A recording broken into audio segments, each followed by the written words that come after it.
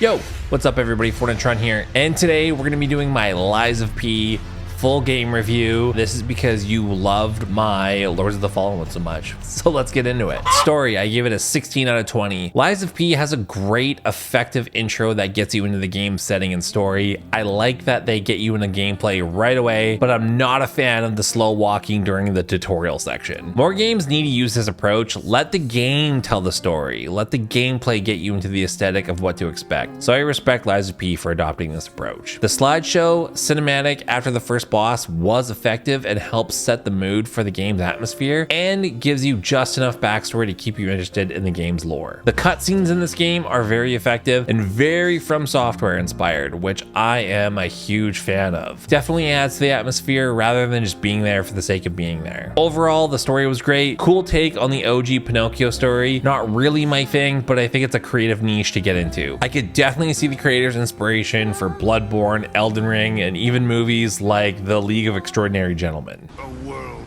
with no lies. Don't be afraid. Who says I'm afraid?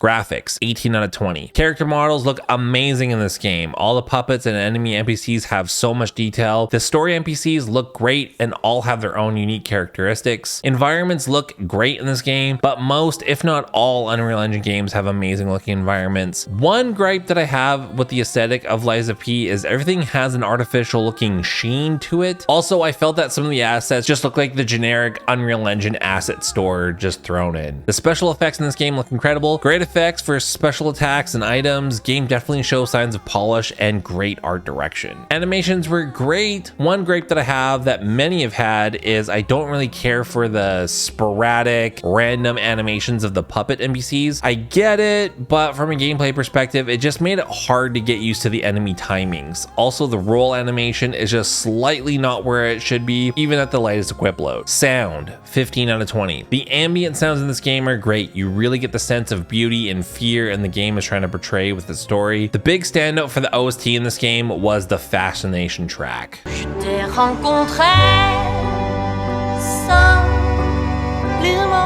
Boss music was effective in Lies of P, but none of the tracks really stood out to me or made a big impact. They were serviceable, but not memorable. Sound design was excellent in Lies of P. The sound of a perfect deflect just has that weight that you want.